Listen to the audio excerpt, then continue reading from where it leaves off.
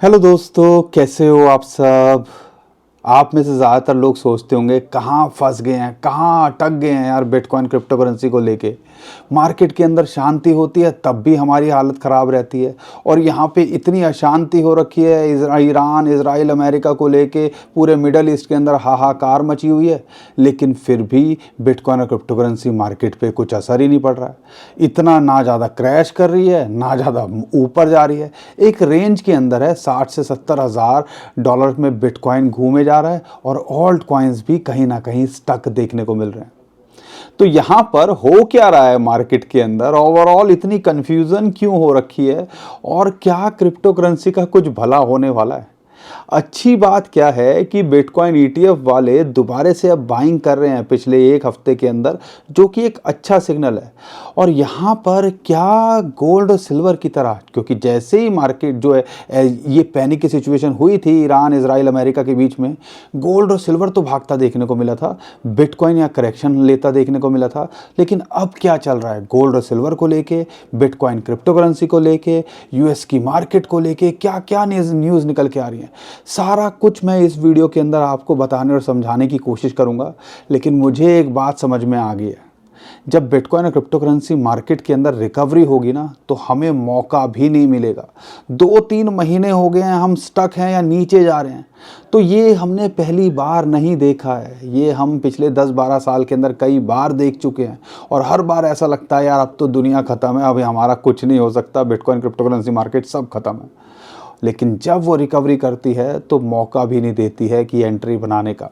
तो थोड़ा सोचने समझने की कोशिश करेंगे, इन डीप जाने की कोशिश करेंगे, ग्लोबल सिनारियो को समझने की कोशिश करेंगे, और उसका impact bitcoin crypto currency gold silver, और जो हमारी इंडियन मार्केट में हालत ख़राब हो गई कल। और आज तो होली की छुट्टी है, इसकी वजह से ओपन नहीं है। लेकिन जब मार्केट ओपन होगी तो क्या उसका और इम्पैक्ट पड़ता देखने को मिल सकता है। लेकिन सारा कुछ कांड कर रहा है यूएस से अमेरिका, लेकिन उसके स्टॉक मार्केट यहाँ पे ऑल टाइम हाई पे के आसपास है। ये चल क्या रहा है, इतना कुछ हो क्यों रहा है, थोड़ा सा समझाने की कोशिश करूँगा, हर एंगल से आपको बताने की कोशिश करूँगा। समझ पाओगे तो आपको एक आइडिया लग जाएगा कि हाँ यार, कहीं ना कहीं हम फंस गए हैं। लेकिन ऐसा नहीं है, इस फंसने से भी निकलेंगे, थोड़ा टाइम लग सकता है। बने रहिए हमारे साथ में। चैनल पर पहली बार आए तो चैनल को सब्सक्राइब कर लीजिए, वीडियो को लाइक और शेयर किए बिना मत जाइएगा, सपोर्ट किया करो। हम भी आपके कहने पे शॉर्ट्स भी बनाने लगे, गोल्ड सिल्वर इधर उधर की बातें भी बताने लगे। तो आपका भी तो काम बनता है ना भैया। नए हो तो चैनल को सब्सक्राइब कर लीजिएगा, वीडियो को लाइक और शेयर करो, सपोर्ट किया करो। अब यहाँ पे सबसे पहले बात करते हैं बिटकॉइन और क्रिप्टो करेंसी के अंदर चल क्या रहा है। ओवरऑल ग्लोबल सिनारियो आप तब समझ पाओगे। पिछले एक हफ्ते से बिटकॉइन के ईटीएफ के अंदर, और कल नए हफ्ते की शुरुआत हुई, बिटकॉइन के ईटीएफ ने 6 से 7 हज़ार बिटकॉइन खरीदे, जो कि एक अच्छा पॉजिटिव सिग्नल कम से कम निकल के आया। और इसी की वजह से हमने कल रात को ऑलमोस्ट बिटकॉइन को $70,000 छूते देखा। लेकिन फिलहाल अभी जो है $68,000, यानी कि $70,000, $69,000 वो एक रेजिस्टेंस का काम कर रहा है। लेकिन जब इसको ब्रेक करेगा तो हम ज़्यादा शॉक नहीं होंगे। 76-77,000 और एक इंपॉर्टेंट जो रेजिस्टेंस है $83,000-85,000 के बीच में ये आता देखने को मिले। अगर यहाँ से ये छिटकता है, आप देखो $60,000 के ऊपर 63,000 एक अच्छा सपोर्ट का काम कर रहा है, क्योंकि वहाँ पे इंपॉर्टेंट लेवल हैं। 50 month moving average, 200 week moving average की वहाँ इसको सपोर्ट मिल रही है। तो एक अच्छी सपोर्ट यहाँ निकल के उस नज़रिए से तो आ रही है। तो जब तक यहाँ है नथिंग टू वरी, लेकिन उसके नीचे फिसलता है तो आपको पता ही है, फिर हम $50,000 के एक डेंजर जोन में जाते देखने को मिल सकते हैं। ये सारी कहानी आपको पता चल चुकी होगी, तो उसके बारे में ज़्यादा बात नहीं करेंगे। लेकिन जो डायरेक्ट इंपैक्ट पड़ता है वो पड़ता है बिटकॉइन के ईटीएफ का, या इंस्टीट्यूशन बाय कर रहे हैं कि नहीं कर रहे हैं। और अच्छी बात क्या है, उनकी बाइंग चालू है। फाइनली सेलिंग की जगह बिटकॉइन ईटीएफ की तरफ से बाइंग देखने को मिली, और साथ के साथ में माइक्रो स्ट्रेटजी ने फिर से 3,000 से ज़्यादा बिटकॉइन खरीद डाले। बिटमाइन ने फिर से हज़ारों के अंदर इथेरियम खरीद डाले। यहाँ तक कि एक स्टेक एंड शेक करके रेस्टोरेंट है, वो तो अब बोनस दे रहा है, हर घंटे का बोनस $0.21 बिटकॉइन में देगा अपने एम्प्लॉयज़ को। तो ये सारी चीज़ें चल रही हैं, एडॉप्शन बढ़ रही है और लगातार बाइंग भी चल रही है, और इसी की वजह से आप कह लीजिए 60 से 70 हज़ार के बीच में हम स्टक हैं कि यार जब डीप में आता है तो यहाँ बाइंग हो जाती है, जब ग्लोबल अनसर्टेनिटी या कुछ ऐसी न्यूज़ निकल के आती है तो ये छिटक के $60,000 $62-63 पे आ जाता है। तो ये चल रहा है, लेकिन ओवरऑल ग्लोबल इम्पैक्ट बिटकॉइन और क्रिप्टो करेंसी पे क्यों पड़ रहा है उसको समझने के लिए आपको जाना पड़ेगा फिर वही जियो पॉलिटिक्स या ओवरऑल यूएसए के साथ में क्या चल रहा है। यूएसए के साथ में 2-3 चीज़ें चल रही हैं इस टाइम पे। कल बिटकॉइन और क्रिप्टो करेंसी मार्केट के अंदर एक उछाल इस वजह से भी देखने को मिला, उसका एक रीज़न था कि डोनाल्ड ट्रंप ने टैरिफ लगाए थे, सुप्रीम कोर्ट ने उसको हटा दिया था, उन्होंने फिर 15% टैरिफ लगा दिया, लेकिन जो उनको रिफंड देने हैं टैरिफ लगाने के वो उन्होंने बोला था कि डिले करने के लिए अपील की थी कोर्ट के अंदर, और कल उसको भी रिजेक्ट कर दिया गया। यानी कि ये गोल्ड और सिल्वर के लिए तो नेगेटिव है, लेकिन ओवरऑल ट्रेडिशनल मार्केट के लिए पॉजिटिव था, और इसी की वजह से यहाँ पर यूएसए की मार्केट के अंदर एक उछाल, बिटकॉइन क्रिप्टो करेंसी के अंदर एक राहत देखने को मिली थी। लेकिन यहाँ पर आपको ये समझना है, जो एक इम्पॉर्टेंट सिचुएशन इस टाइम पे बनी हुई है वो है ईरान, इजराइल और अमेरिका की, और जो मिडल ईस्ट के अंदर हो रहा है उसकी वजह से कहीं ना कहीं एक ग्लोबल पैनिक है। लेकिन इस स्टोरी को समझने के लिए 2-3 महीने पहले चलते हैं। अमेरिका की मार्केट पे कुछ खास फर्क क्यों नहीं पड़ रहा है, और यहाँ पे इंडियन मार्केट की देखते हैं, कल जो है 2% के आसपास टूट गई थी, और ओवरऑल आज भी देखते हो एशियन मार्केट के अंदर गिरावट देखने को मिल रही है, यूरोपियन मार्केट में गिरावट देखने को मिल रही है, यूएसए के फ्यूचर भी इस टाइम पे नेगेटिव के अंदर है। लेकिन इतना बड़ा कांड होने के बाद में भी मंडे को यूएसए की मार्केट क्यों नहीं गिरी? एक तो ये रीज़न था टैरिफ की वजह से, दूसरा जो था आपको समझना पड़ेगा खेल क्या चल रहा है। सारा कुछ इस टाइम पे स्टॉक मार्केट के अंदर इम्पैक्ट क्यों पड़ रहा है मिडल ईस्ट, और उसमें सबसे बड़ा इम्पैक्ट क्यों पड़ रहा है खासकर इंडिया या यूरोपियन या एशियन मार्केट के ऊपर? उसका एक रीज़न है कि यहाँ पर स्ट्रेट ऑफ हॉर्मूज जहाँ से ऑयल आता है, टोटल सप्लाई एशिया को तो काफ़ी आती है, यूरोप को भी जाती है, टोटल दुनिया का 20 से 25% सप्लाई जाती है। सब आपको पहले ही पता चल चुका होगा, तो मैं ज़्यादा टाइम वेस्ट नहीं करूँगा, जल्दी से बताता हूँ। यहाँ पर हम बहुत डिपेंडेंट हैं क्रूड ऑयल पे, जो यहाँ से सप्लाई होता है सऊदी अरेबिया से, ओमान से, कतर से, लेकिन यहाँ पर ईरान से एशिया में सप्लाई होता है, खासकर चाइना के अंदर। लेकिन यहाँ पर अमेरिका को टेंशन नहीं है इस चीज़ की। अमेरिका ने 2-3 महीने पहले, आपको पता होगा, वेनेजुला के प्रेसिडेंट को कैप्चर कर लिया था, और वहाँ पे वो केस चला रहे हैं अपने देश में ले जाके। अब उनके पास तो जो दुनिया का सबसे बड़ा रिजर्व है वो वेनेजुला के पास में है, और वहाँ पे उनकी कंपनियों का भी अब वर्किंग करने लगी हैं ऑयल को लेके, तो उनको तो ऑयल की टेंशन नहीं है। मिडल ईस्ट से सारा ज़्यादातर सप्लाई एशिया और यूरोप को होती थी, भैया हमारे पास तो दिक्कत हो गई ना। अब वहाँ पे जो रेट है, अब $80 पर बैरल पे इस टाइम पे ऑयल का प्राइस चल रहा है, तो वेनेजुला अमेरिका को उसके वहाँ से प्रोवाइड करेगा, वहाँ उसको भी भैया पैसे का फ़ायदा। लेकिन यहाँ पर इतनी दूर लाने में और हमें सस्ता तेल ना मिलने में इतनी ग्लोबल अशांति, क्योंकि मिडल ईस्ट में तेल के भंडार हैं, ये मत भूलिएगा। यहाँ से हमारे पास आने में तो हमारी तो इकॉनमी पे परेशान होएगा ना, ट्रांसपोर्टेशन महंगा होगा, ट्रैवल महंगा होगा, हर चीज़ बेसिक चीज़ भी कंज्यूम जो करेंगे वो भी महंगी होती देखने को मिलेगी, क्योंकि भैया चलता तो सारा मामला एनर्जी से ही है ना, डीजल पेट्रोल से, और ये सब महंगा होता देखने को मिल सकता है। और वहाँ पे जहाँ पे कुछ नहीं हो रहा है, वेनेजुला से अमेरिका तो अपना खुद भी लेगा और उसके ऊपर प्रॉफिट भी कमाएगा।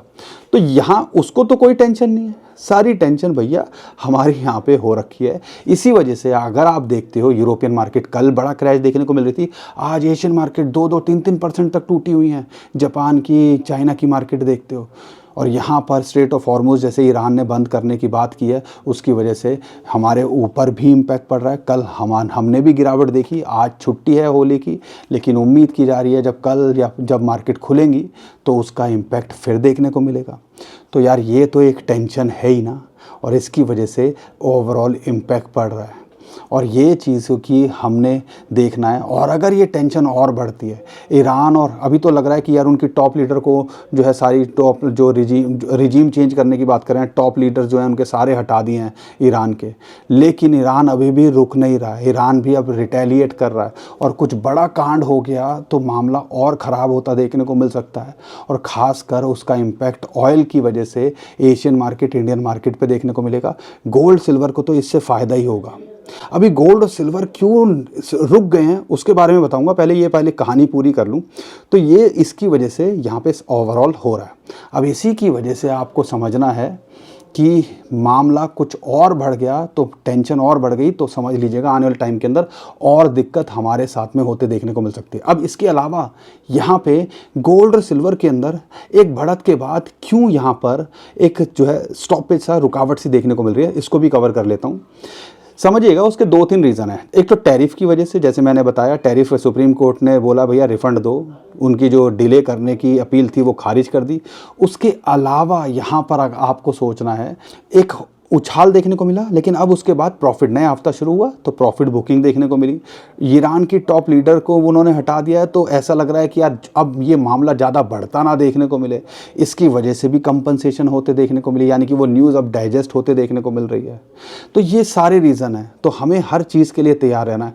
तो इसीलिए फोमो में किसी चीज़ को नहीं लेके फंसना है, क्या बिटकॉइन हो, क्रिप्टो करेंसी मार्केट हो, गोल्ड हो, सिल्वर हो, लेकिन ओवरऑल हम अगर लंबे समय के लिए देखें तो स्टॉक्स को देखते हैं तो ऐसा लगता है यार इतने अच्छे लेवल पे हैं, एंट्री बनाई जा सकती है। यहाँ पर अगर बिटकॉइन क्रिप्टो करेंसी को लेके देखते हैं तो यहाँ पे लगता है अच्छा मौका दे रहा है, एंट्री बनाई जा सकती है। लेकिन यहाँ पे देखना है जब भी डिप में आए तो उन पे फोकस करना है। बिटकॉइन और क्रिप्टो करेंसी को लेके अगर मैं खास कर बात करता हूँ तो यहाँ पे अभी चल क्या रहा है, ये सब बातें तो समझ में आ रही है ना। इतना कुछ है, मतलब घोच पहुँच घुच्चड़ पुच्चड़ हो रखा है सब कुछ, हमारे लैंग्वेज में बोलते हैं, सब कुछ रायता फैला हुआ है, समझ नहीं आ रहा है क्या करें क्या नहीं करें। जब ऐसी समझ नहीं आए तो यहाँ पर एक जो है जो बिटमैक्स के फाउंडर रहे हैं ऑथराइक्स, उनका ये कहना है, और यहाँ पर रॉबर्ट कायसाकी की भी स्टेटमेंट निकल के आई है, दोनों के बारे में बताता हूँ। ऑथराइक्स का ये कहना है कि भैया ये लड़ाई और बढ़ती है तो अल्टीमेटली बिटकॉइन को उससे फ़ायदा ही होगा। उनका क्या लॉजिक है उसके पीछे समझने की कोशिश करनी है कि भैया लड़ाई के अंदर लगते हैं पैसे, और पैसे यूएसए के पास में ऐसा तो है नहीं, उसके पास तो डॉलर का है। अब डॉलर छापेगा तो फिर यानी कि कहीं ना कहीं इन्फ्लेशन बढ़ेगा, और यहाँ पर आने वाले टाइम के अंदर उसकी वजह से बिटकॉइन को एक सेफ हेवन एसेट की तरह देखा जाना चाहिए। उनका एक रीज़न है। साथ के साथ रॉबर्ट कायसाकी का ये कहना है भैया गोल्ड ने अच्छी उछाल लगाई, लेकिन सिल्वर और बिटकॉइन के अंदर अभी भी मौका है, आने वाले टाइम के अंदर वो भी अच्छा करते देखने को मिल सकते हैं। तो उनके सबके अपने अपने रीज़न निकल के आ रहे हैं, लेकिन हमें ये पता है बिटकॉइन और क्रिप्टो करेंसी को देखते हो, खासकर बिटकॉइन की फोकस करते हैं। 60,000 से लेके $55,000 की अच्छा एंट्री पॉइंट है। हिस्टोरिकली सिर्फ एक बार ही इसको ब्रेक डाउन किया है, लेकिन अगर उसके नीचे आता है तो $50,000। ये 2 लेवल है जिन पे हम लगातार नज़र बना के रखे हुए हैं। अगर इन रेंज में आएगा तो यहाँ हम करने की कोशिश करेंगे कुछ, नहीं तो अगर हमने एंट्री बना के रखी हुई है तो भैया लॉन्ग टर्म के लिए देखो, पूरे पोटेंशियल रखता है बिटकॉइन और क्रिप्टो करेंसी, जिस हिसाब से बड़े बैंक्स इंस्टीट्यूशन होल्ड कर रहे हैं और अभी भी बाइंग कर रहे हैं कि ये ऑल टाइम हाई देर सवेर में छुएगा या नया बनाने की कोशिश करेगा। सेम ही सिचुएशन इथेरियम को लेके अगर बात करते हैं, इथेरियम $1,700 $1,800 एक सपोर्ट जोन है, अगर उसके नीचे आता है तो $1,400-1,500, और यहाँ अभी $2,000 के आसपास ओवर कर रहा है, लेकिन यहाँ से बाउंस बैक करता है तो $2,400-2,500 एक इंपॉर्टेंट रेजिस्टेंस है, उसको ब्रेक करता है तो $3,000 जाने का भी पोटेंशियल रखता है। लेकिन जिस हिसाब से 2-3 महीने से अटके हुए हैं, पिछले 6 महीने से अटके हुए हैं, अक्टूबर से जब से क्रैश हुआ है, तो आप कह लीजिए कि कहीं ना कहीं ये हमारे पास बहुत टाइम दे रहा है। और जब टाइम मिल रहा है, 400 दिन के अंदर बिटकॉइन एक बॉटम बनाता है, अभी 140-50 दिन ही हुए हैं, तो हमारे पास अभी टाइम है। तो अगर आप कुछ नहीं करना चाहते हो तो इन लेवल, इन रेंज पे फोकस कर सकते हो, और अगर थोड़ी हिम्मत कर सकते हो 50-60 हज़ार कोई फ़र्क नहीं पड़ता। अगर आप देखते हो $1.25 लाख $1.5 लाख बिटकॉइन का प्राइस, तो फिर अलग कहानी हो जाती है। लेकिन वही बात है, हिम्मत नहीं होती है, सिचुएशन ऐसी है, हालात ऐसे हैं कि ऐसा लगता है यार मार्केट के अंदर कुछ होगा नहीं। लेकिन वही है जो इस टाइम पे समझदार आदमी, बड़े बड़े लोग क्या करके बैठे हैं। खासकर अगर मैं बात करता हूँ वॉरेन बफे को कोई बोलता है, उनके पास इस टाइम पे ना स्टॉक्स में ज़्यादा है ना कुछ और में ज़्यादा है, उनके पास लिक्विड कैश रख के बैठे हुए हैं। तो जब ऐसी अशांति होती है, कुछ बड़ा कांड ना हो जाए, कंट्रीज इन्वॉल्व ना हो जाए, ये रातों रात नहीं होता, कई सालों में कई महीनों में होती है, तो भैया हमारे पास स्पेयर में पैसा हो ताकि हम अपॉर्चुनिटी का फ़ायदा उठा सकें। तो स्ट्रेटजी सबकी अपनी अपनी होती हैं, लेकिन वही है, अगर आपको कुछ नहीं पता तो समझना है, डाइवर्सिफिकेशन पे फोकस करना है। 5-10% पोर्टफोलियो क्रिप्टो में हो तो चल जाएगा। साथ के साथ में आपको यहाँ फोकस करना है कि अगर अच्छी रेंज में आए तो हम इसके अंदर कुछ कर सकें। बाकी दोस्तों जो भी अपडेट आती रहेगी मैं करने की कोशिश करूँगा, लेकिन bitcoin crypto currency market stuck है और हम उम्मीद करते हैं जल्दी से रिकवरी करे। और अगर ईरान, इजराइल इन सब में कुछ और मैटर हो जाता है तो गोल्ड सिल्वर के अंदर एक दोबारा से नए ऑल टाइम हाई भी लग जाए तो हम ज़्यादा शॉक नहीं होंगे और ग्लोबल मार्केट क्रैश होते देखने को मिले। और क्यों हो सकती है वो मैं ऑलरेडी बता ही चुका हूँ। बाकी जो भी अपडेट आती रहेगी मैं करने की कोशिश करूँगा। उम्मीद करता हूँ आपको हमारा कंटेंट अच्छा लगा होगा। वीडियो पसंद आई है तो वीडियो को लाइक, चैनल को सब्सक्राइब कीजिए, ट्विटर टेलीग्राम को हमारे फॉलो कर लीजिए, नीचे डिस्क्रिप्शन में हमने उसका भी लिंक दे दिया है। अभी के लिए विदा लेता हूँ। खुश रहिए, मुस्कुराते रहिए, कमाते रहिए। आपका दोस्त पंकज। थैंक यू, नमस्कार, धन्यवाद।